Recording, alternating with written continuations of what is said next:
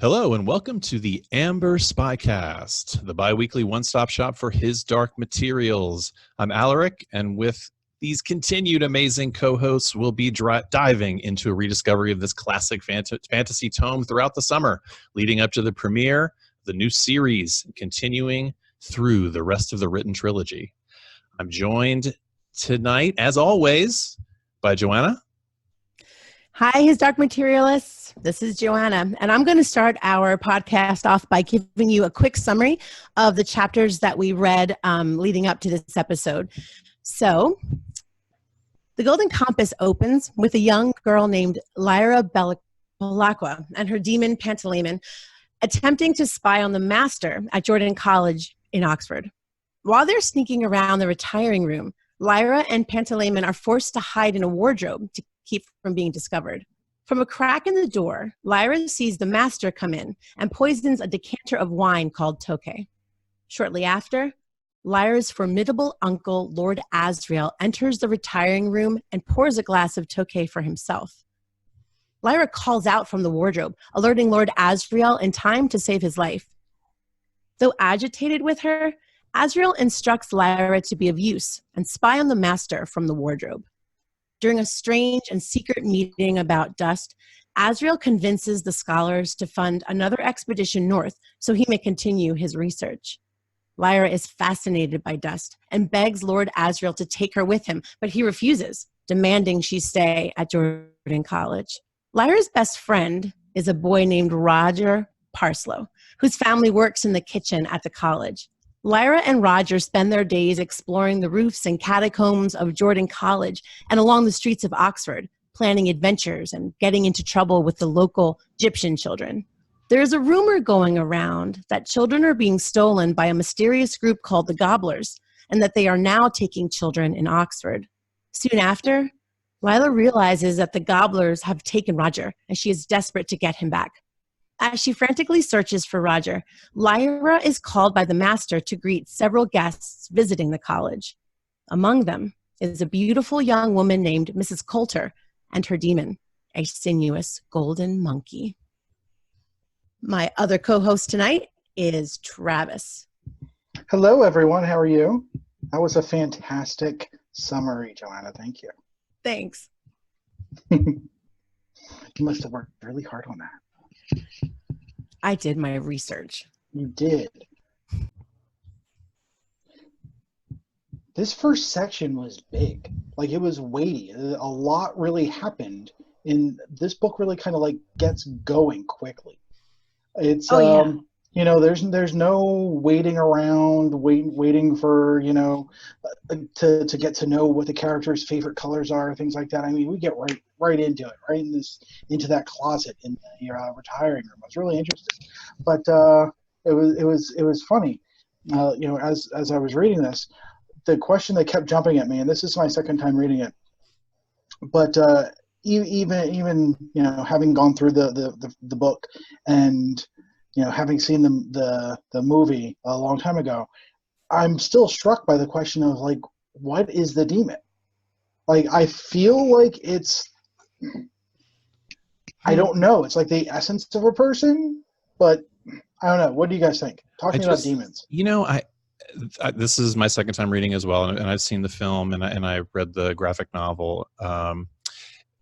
What I sort of got the gist is that it's basically a piece of your soul, or even half of your soul, that's outside of your body.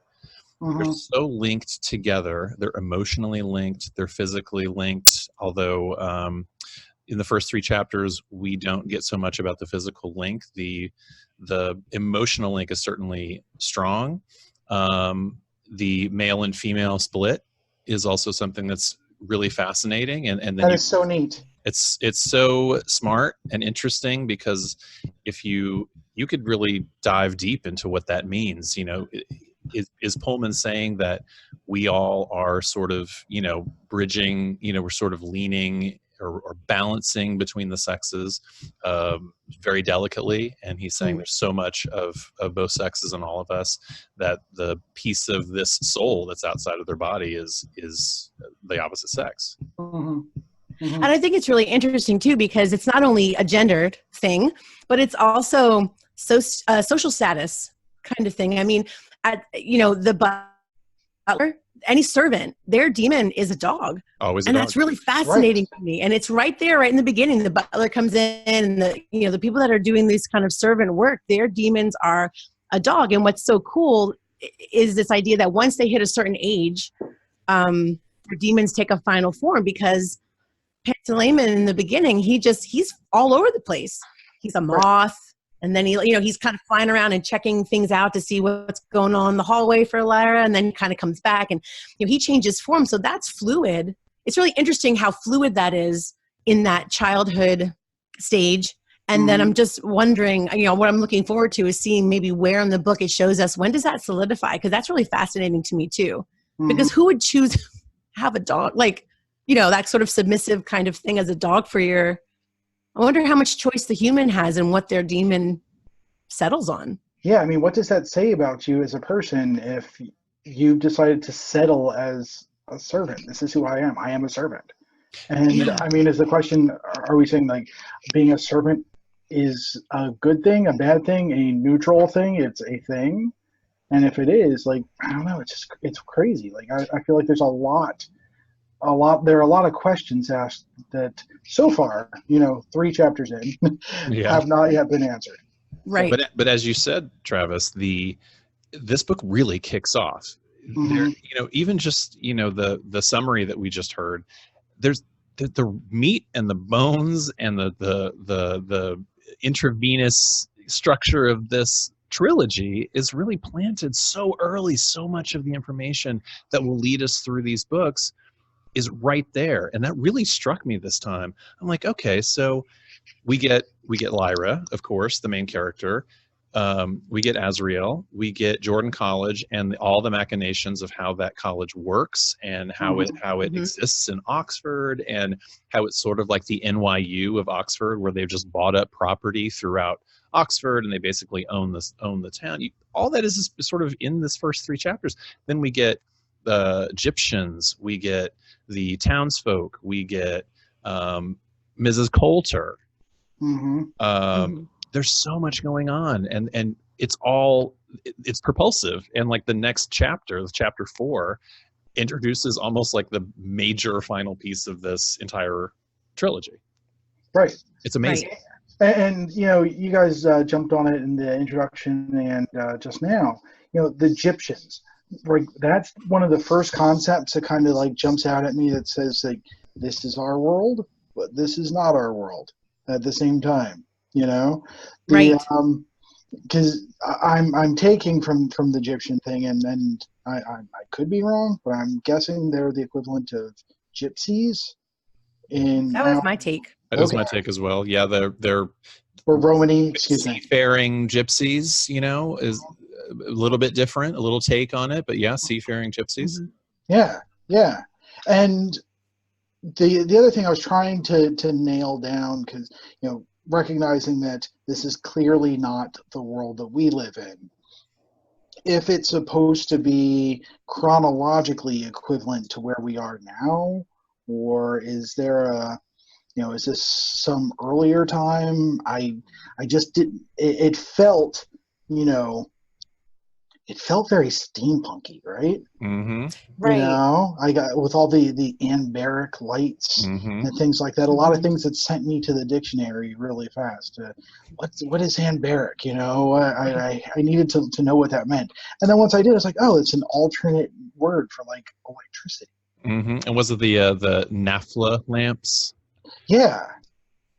And it just, I felt like I learned a lot about our world reading this.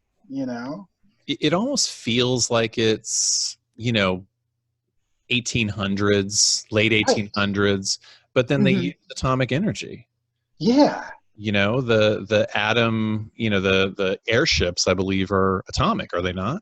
I don't know, because they talk about, even in this first 3 chapters, they talk about the plutonium mines or something, right? It's like, oh yeah, that's amazing. And then the photograms are like these motion pictures almost like a stills, but with motion, because you see should probably jump right into dust, right? How dust is captured in this new emulsion that Asriel has figured out, and sort of. So are they like the newspapers in Harry Potter kind of thing? That's what I was just thinking. Sort of picture that, right? Yeah. Of course, like this predates Harry Potter, does it not? By quite a bit, I think. Yeah.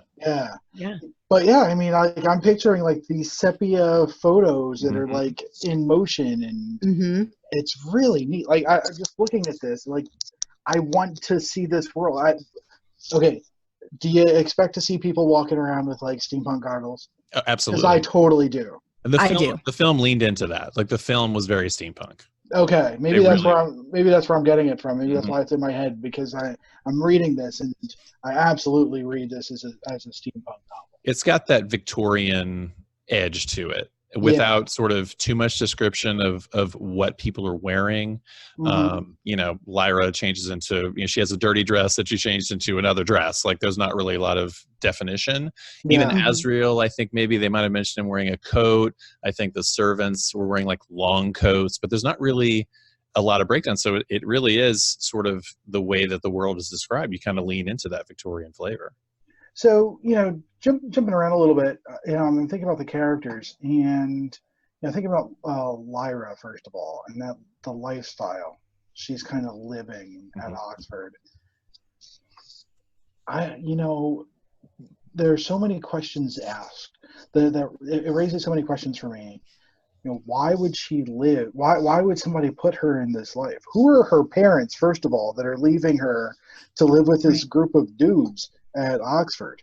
Like that's kind of strange, without the wherewithal to live like a high end life. I mean, they kind of dumped her in there, and she's like in the middle between the servants and the teaching staff.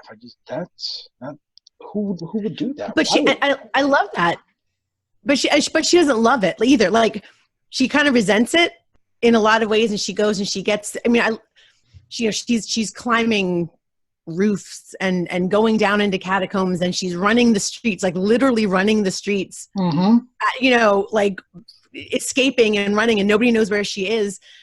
And she's escaping that. And yet there's this part of her, and they say it in the book, there's this part of her that feels as though there's something that draws her, like, I belong here, that there's more to it. Like she feels like she's in a higher level. Yeah. And I think that really shows in her relationship with Roger. Like the way that she interacts with Roger, the way that she kind of commands him, there's a social status there. Interesting. It's not just character. Like it's not just that she's bold, or not just that she's whatever. Like I think there's a social kind of hierarchy there and she kind of commands it. Well, Roger fully follows her. He is right. He follows her. He would follow her off a cliff. She hung the moon for him, basically. But also some of the scholars and the other people in the college, they know she's highborn, so this could be a part of it, but they don't know what to do with her. She doesn't listen. She talks back. She basically mumbles responses all the time. She couldn't be bothered with half the things that they want her to do. She basically ignores commands several times in this. She's one of my favorite. I just wrote this down. She's described as a greedy little savage. Yes, I wrote that too. Just a fantastic, she love it, and almost like self-described, even though this is like an omniscient, point of view. She would totally identify as that. She's tough. She's an instigator. She's a rabble rouser. She's someone who is running around Oxford, picking fights, getting gangs to attack each other, right? Changing sides left and right. I mean, the whole thing where they steal the boat, was fantastic. They wanted to sink the boat. She's like looking, what was the thing that she was looking for to sink the boat that they couldn't find? The little plug in the bottom of the boat that they thought existed, but they couldn't find it. And then this next year, she's like, we're going to sink a boat this time, or we're going to make it worse. She's a force of nature, but she's so, I'm very much drawn to her, and she she's pulling you into the story, and Pullman is layering on top and giving us more and more of her world. But I just love this character. Yeah, no, I do too, and I think that's where that force comes from. That's where because we're kind of seeing it through her eyes, all these different things, and so it really does just right out of the gate. It is just this mischief, and something else I really love, talking about kind of bringing it back to demons, looking at who she is and how she's this, right. They say she's a coarse, greedy, savage. But Pan is very cautious. Like, I just find this really interesting. Like Pan, she's like, I'm going to go do this. And he's like, don't do that. Why are you doing that? We're going to get caught. And she's like, shut up. And like, he is continually almost like her Jiminy Cricket, trying to get her to calm down. And she just, throws care to the wind. He's the angel on her shoulder in a way. He's sort of her conscience, but she doesn't really listen to him ever. So it's kind of pointless for him to even chime in on half the things because she just ignores him anyway. But he's kind of a scaredy cat. Like, that's the other thing about demons is, in some ways, Pan feels like he's a little bit of her opposite, but that doesn't seem to play out with the other demons that we've met so far. Like you said, the subservient class has these dogs, and they're sort of noble servants. These some of the I picture like hounds, like statuesque dogs that are sort of moving around and look very strong and important, but still servants.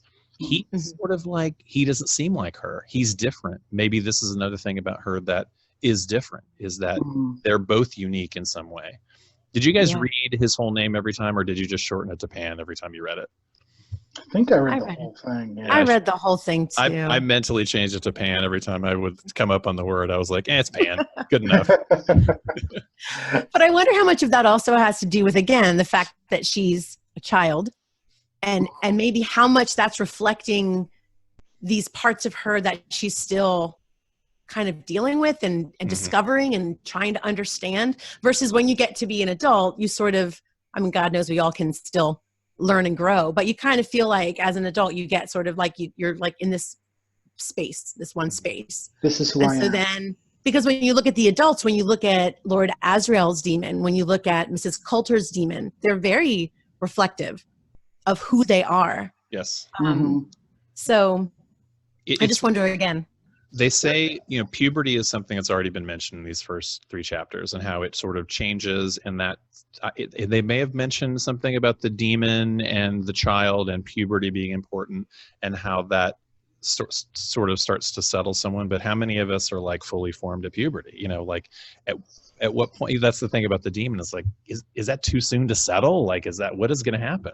Yeah, because there's no way that I'm the same person that I was when I was 13. Oh, absolutely not. Right, and the person that I was at 13 is not the person I was, at 25.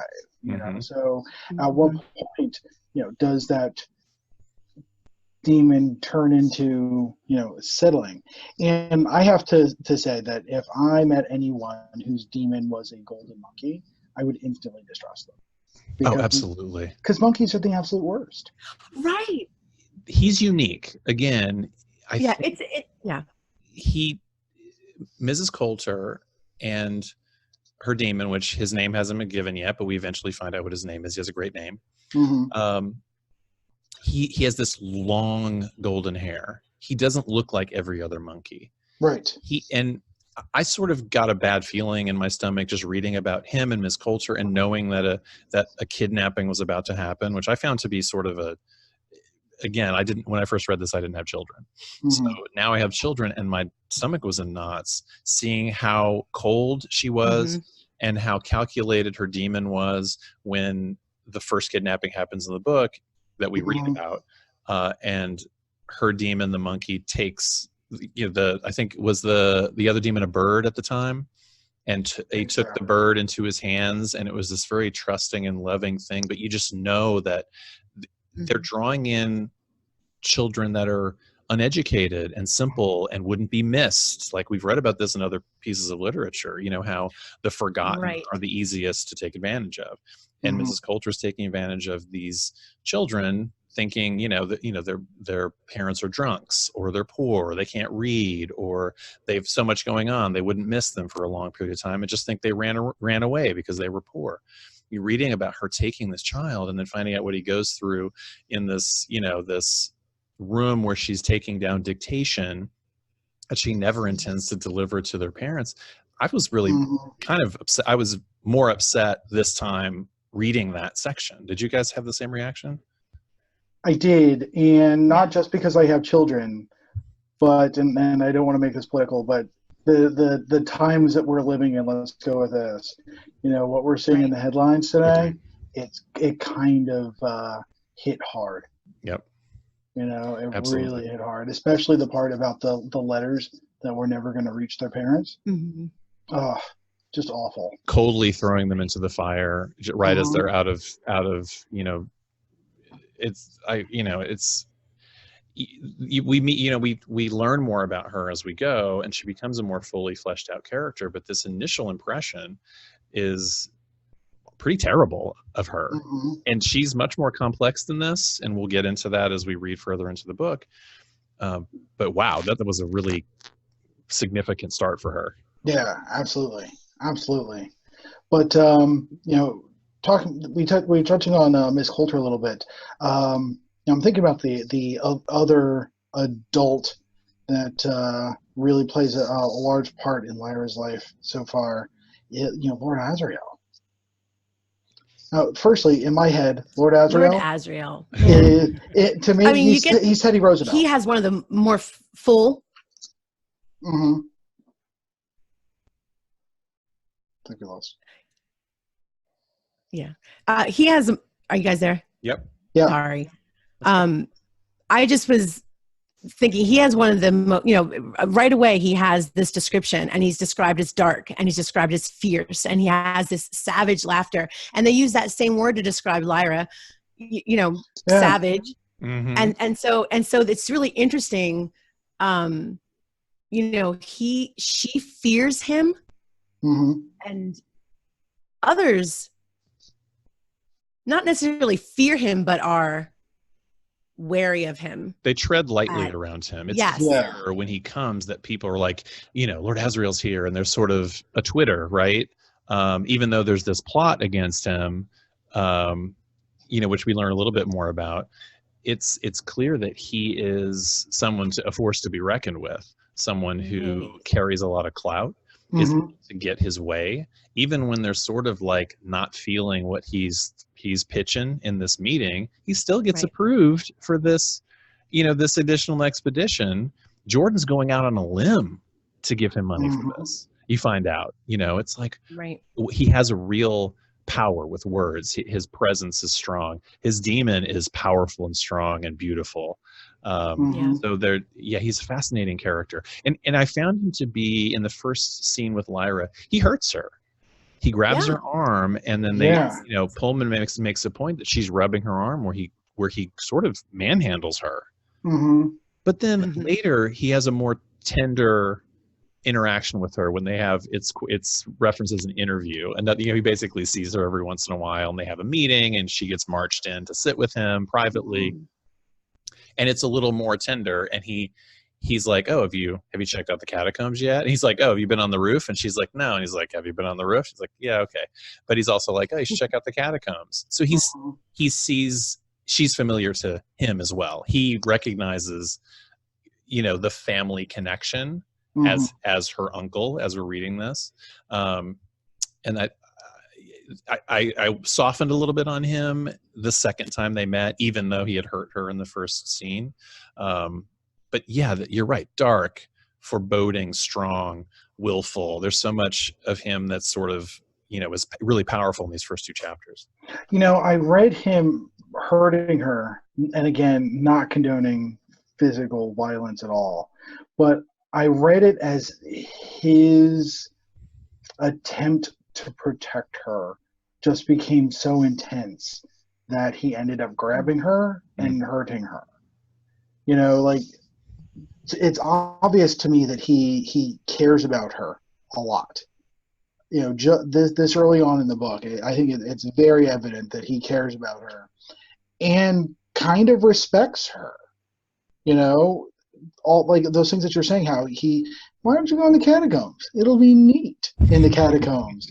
And then, you know, when he let her stay in the room to act as his spy, you know, I don't think he would have done that or let her hear all of that information about his studies if he didn't have, you know, some respect for her and intend for her to at some point, you know, accompany him on his trips. And I think what's so neat about that is that, you know, she wants that. She wants to not just go with him and be a supportive girl, you know, she wants to be him.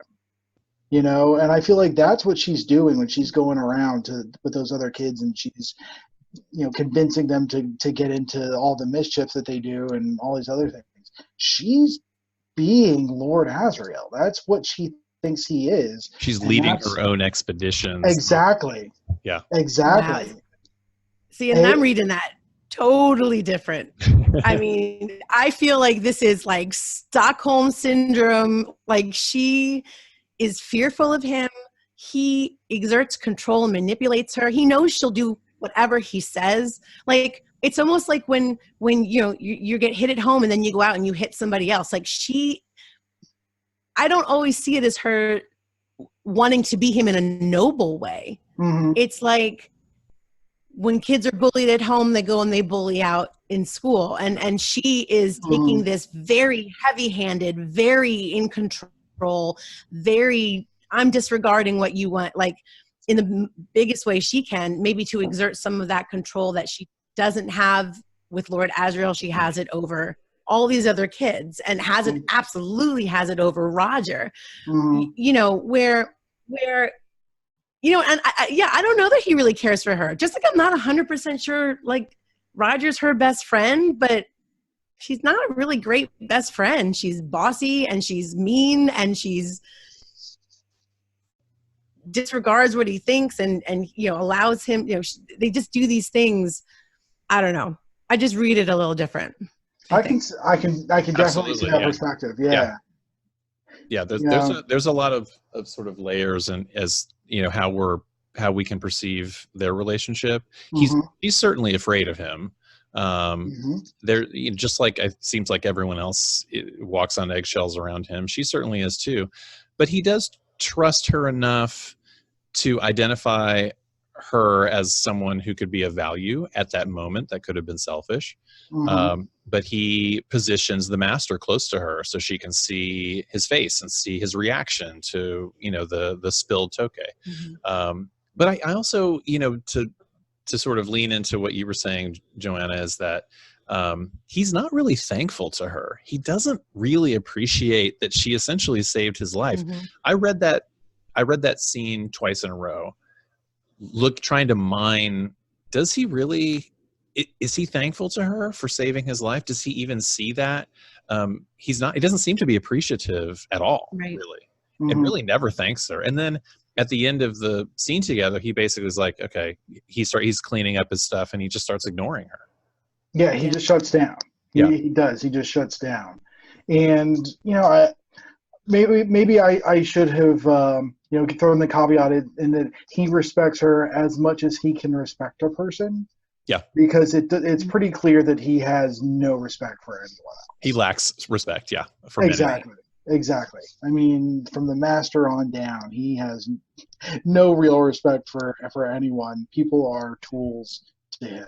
Can we talk about the poisoning a little bit? Please.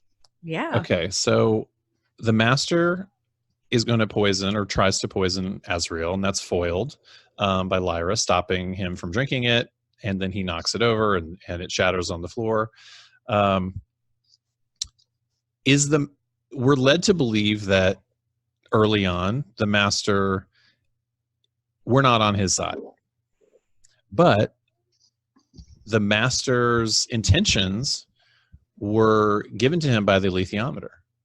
And that Asriel's research is so dangerous that it was the right thing to do. And the master believed it to be true. Because if we're to believe that the master is sort of villainous in a way early on, he cares about Lyra. He's scared for her. He wants to protect her. So now we have another character that's sort of, how are we supposed to take them? Are they someone who is looking out for Lyra's best interests? Or is there a selfish side to this? Did you have a take on that? My question probably isn't directly connected to most of those, which were great questions. But I wondered, has he done this before? You know, has he poisoned or killed other people who've come through before? Because it's not the kind of thing that you just do, you know? And poison isn't the kind of thing you just have, unless that's something like a tool in your toolkit. So is that a way of life at Oxford? It could be a way of life in this world. One would assume, although it's not written on the page yet, is that the magisterium and the church, I wouldn't put it above them to be doing this in order to consolidate power. It seems like there's been an ebb and a flow to how power is reached in this world, and the magisterium has worked very hard to get where they are now, and they're not going to lose that power. They could be somewhat vicious. It's possible. Yeah. And again, not to have derailed your other points, which I think were important. I wonder though, if he did that, indeed to protect Lyra, what was the next step? Okay, I've got rid of Lord Asriel. Now what do I do with her? What do we just keep her here? He said it was inevitable that she was going to be drawn into this, even with Asriel's death. So he may have just been delaying the inevitable. So taking that kind of step or taking that chance just to delay is pretty significant. Yeah.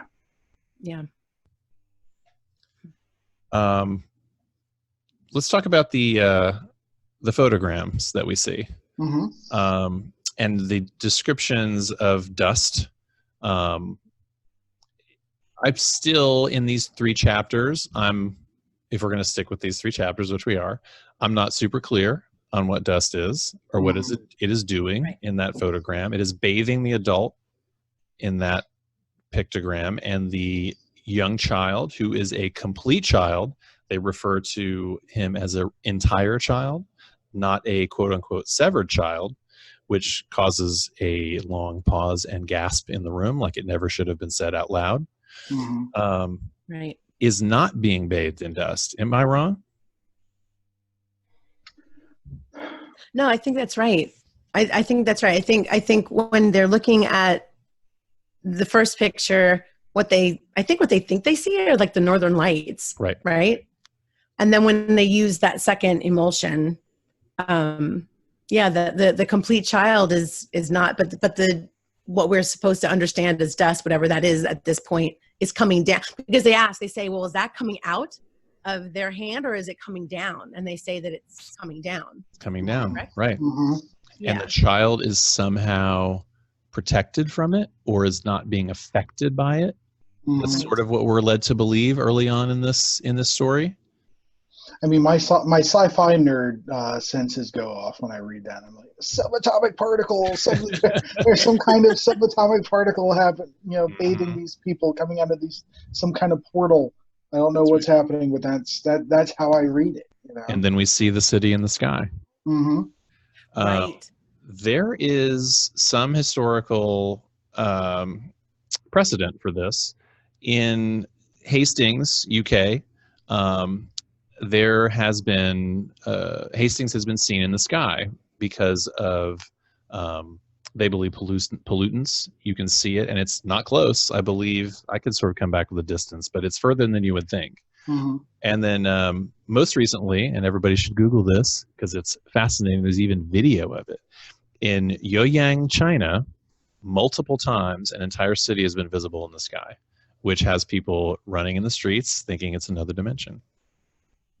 That's super neat. Super neat. Please look that up, everybody. Wow. Yeah, so historic materials, historical record. Wow. Now all I need is a demon. That's right. That would be fantastic. Okay, so if you had a demon, what would it be? Oh, goodness gracious. A settled demon, like our current demon? Yeah. Okay. What would your current demon be? I don't know. That's like asking me what my Patronus would be. It really, yeah. Yes. Let's see. I think it would be a guinea pig. Like I feel like a guinea pig kind of like sitting on my shoulder, like whispering in my ear, would be kind of cool. You know, like I don't need like an eagle or something. I just want something that's like kind of cool, kind of relaxed, and that has no problem nibbling on some lettuce and carrots. Because I certainly do. JoAnna, how about you? I mean, I keep envisioning like a bobcat or some kind of animal, like some kind of feline, whether it's a bobcat or whether it's some kind of a panther. Or I mean, I always wanted to be Chptrs when I was little. Ooh, so yeah. from Thundercats, because I thought she was amazing. And yes, so cats for me, I love it because cats are like, you know, they can be really loving and friendly. It's on their terms. When they don't want you to come around, they let you know. So I kind of like the idea of having a feline, pretty big one. I'm gonna go off the reservation here, and I'm gonna say a lemur. Nice. We're very closely related to them, and I just think they're terrific. And they got some crazy eyeballs too. I think that could intimidate people, and I have crazy eyeballs. So yeah. You got a King Julian situation going on here. A little bit of King Julian vibe, yeah. That would be amazing. Maybe different accent, maybe the same accent. Who knows? If it sounded like Sacha Baron Cohen, that would be the best thing in the world. Oh man! But I think this conversation, this little conversation right now, just said everything you need to know about the three of us. That's right. That's absolutely right. If anyone wants to do some fan art after this first episode, exactly. Our demons, please. We need that for our profile pictures. Awesome. You know, we haven't touched on the gobbler. We talked on the gobblers a little bit, but sort of the mystical nature of the gobblers and how the rumors of the gobblers have spread. We get some firsthand accounts of a child being kidnapped, and the gobblers come to Oxford, and Lyra finds out that one of the Gyptian children was stolen. And the difference here is that the Gyptians are fiercely loyal, and their parents are very attached to their children, and their children are very important to them and are protected in the community. This seems to be an important point, that the gobblers stepped over a line and took a child that was important, and this is when the wheels start to turn for people trying to figure out who they are. Right? Yeah, no, I would agree. I mean, I think, and again, not to get political, but just that idea that anyone that we want to define or put as an other, you know, we can then say, well, they're not good. They don't love their children. They don't do these things. They don't do this thing. And then it's sort of in whatever way can justify something that's being done to them. And because I think what you said too, because they weren't educated, maybe they didn't have the resources or the education to be able to really advocate or speak up to somebody, you know, in other cities. But in this city, in Oxford, with the Gyptians, they are force to be reckoned with. Their wits are about them. They are very astute. They're very, again, fiercely loyal, extremely loving. I mean, they are family oriented, and I think you're right. I think it tipped the scale.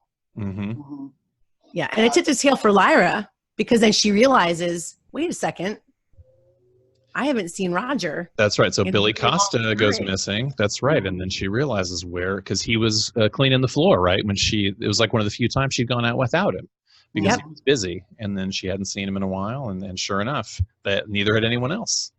Yeah.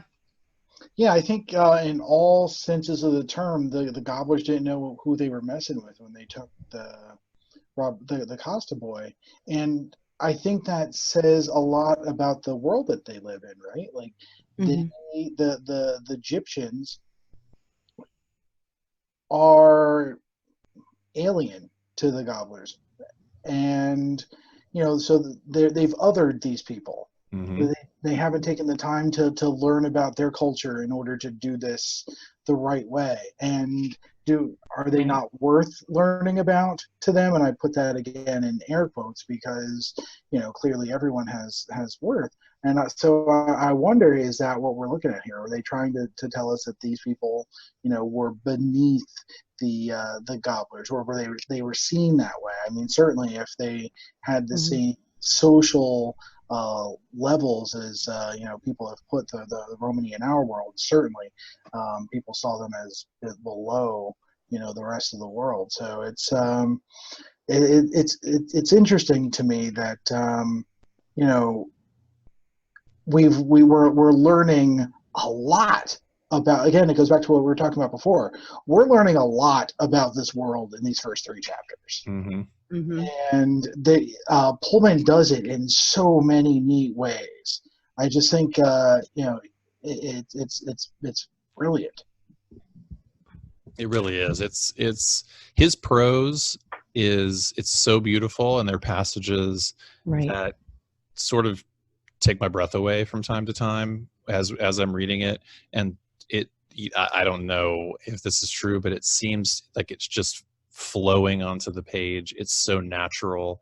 The descriptions are so rich, and the 3 of us right now are, for lack of a better term, we're all on the same page on this. We're all seeing and feeling very similar things. We come from different backgrounds. We're reading it a second time, but I don't know either one of you personally, in person, but he's able to sort of give us an experience here that we're all sort of going along with, and we're all sort of feeling the things that he's writing. And I found it to be pretty stunning. And I know as the books progress, and the Amber Spyglass in particular, there's 36 passages in the Amber Spyglass that'll just make me start crying immediately. He's an incredible writer.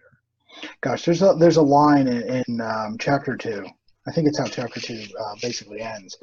But there's a line that the librarian says, that's the duty of the old, to be anxious on the behalf of the young, and the duty of the young is to scorn the anxiety of the old. Ugh. Yep. And then they sat for a while longer, and they parted, for it was late, and they were old and anxious. Yep. Ugh. I love so it. good. It's great. He is incredible.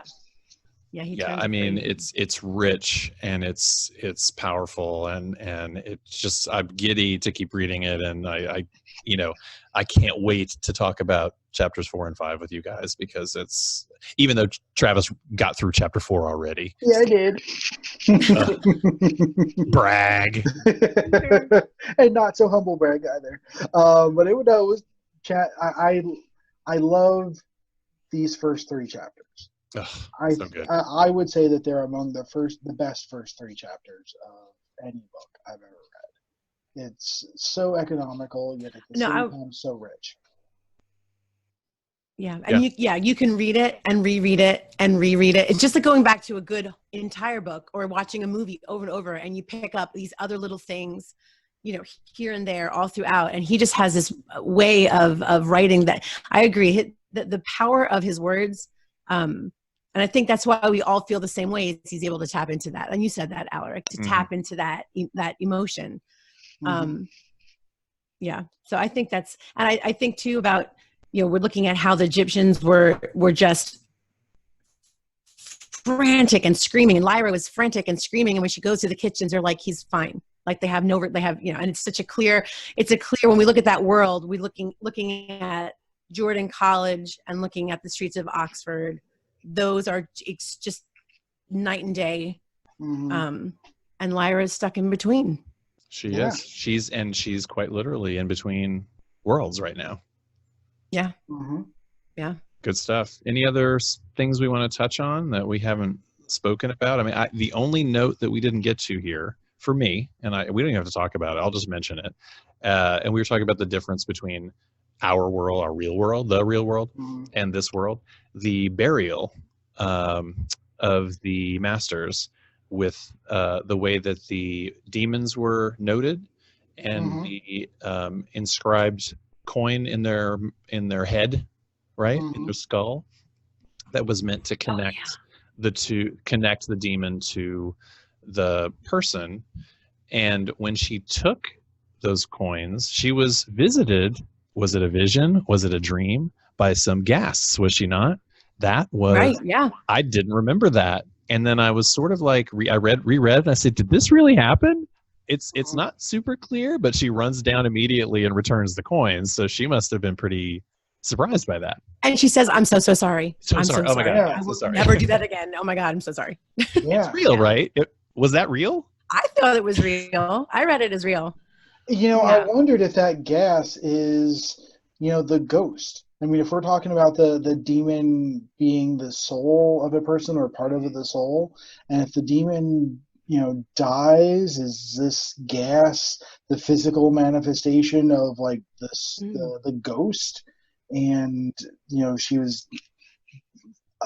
she saw his ghost, and that's gonna be freaky as all get out. Absolutely. And the society's got to have like some kind of ritual about what do we do with that? Do we, in death, is that when the soul actually becomes part of the body again? They connect. Would be the reverse of our world, where like the soul is separated from the body when we die. Mm-hmm. In that world, maybe the soul becomes part of the body again. It's super neat. Really neat. Yeah. Any other notes, guys, before we sign off? Only thing I wanted to talk a little bit about was the magisterium. Oh, yeah. Oh, so interested in the magisterium, and so looking forward to reading more about it. But there's a bit that stood out for me about the difference between our world and theirs. It was that John Calvin was the Pope. Yes. Pope like how Calvin. Yeah. Right. That's crazy. Yep. That is absolutely crazy. And he moved the papacy to Geneva to set up the consistorial court of discipline, which is not dissimilar to the Inquisition in the Catholic Church. Mm-hmm. And just so neat. Just so neat. And it raises the question for me, what was John Calvin's demon? I wonder what his demon would have been. What would that have been? Something to think about for sure. Absolutely. But that was it for me. JoAnna, any additional notes that you have there? I just love the fact that going off, thinking about the idea that the magisterium is sort of representative of the church, and looking at Philip Pullman, both this story and like The Lion, the Witch, and the Wardrobe, they both start out in a wardrobe. Like they both have this wardrobe as this kind of key piece where adventure begins. But the focus of, the allegory of The Lion, the Witch, and the Wardrobe versus what we see right now as what the magisterium is starkly different. And I'm interested to see what Pullman does as he develops this, if you want to call the magisterium as like a character, sort of like develops that to see exactly where that plays out. I'm really interested to see how that continues to develop. Yeah, the magisterium is like the first piece of his quote unquote big idea for this trilogy. That's really that first nugget that he's giving us. He's teasing us that's part of this bigger story that we're going to be told. The larger theme of his books, the magisterium plays the biggest part of that. Yeah. Also excited to read about that too. Yeah, and I wonder if making Calvin the Pope is his way of merging the Catholic Church with the Protestant Church. Protestants, yeah. This is about religion. So that it's all writ churches. large. Exactly. Exactly. Yeah. Right. Right. Yeah, he's bundling them all together. Yeah, that's right. Yeah. And maybe diminishing, trying to diminish them all in some way. Yep. In his small/large way. Yep. Right. All right. Well, the next episode, guys, we'll be talking about chapters 4 and 5 only. Yes, 2 chapters. Yes. Yep. 2 chapters. I don't know what's going to happen, even though I've read it. I don't know what happens in the next 2 chapters, but I'm literally, as soon as we sign off, I'm going to go back. I'm going to start reading them. Awesome. Well, thanks for listening, everyone. We really appreciate it. Please please send us some feedback at feedback@theamberspyglass.com. And we have a website, theamberspyglass.com, which is under construction, but we're working on it. It's going to be great. Thank you, Squarespace. We're not shills, but thank you anyway. And so yeah, keep an eye out for that.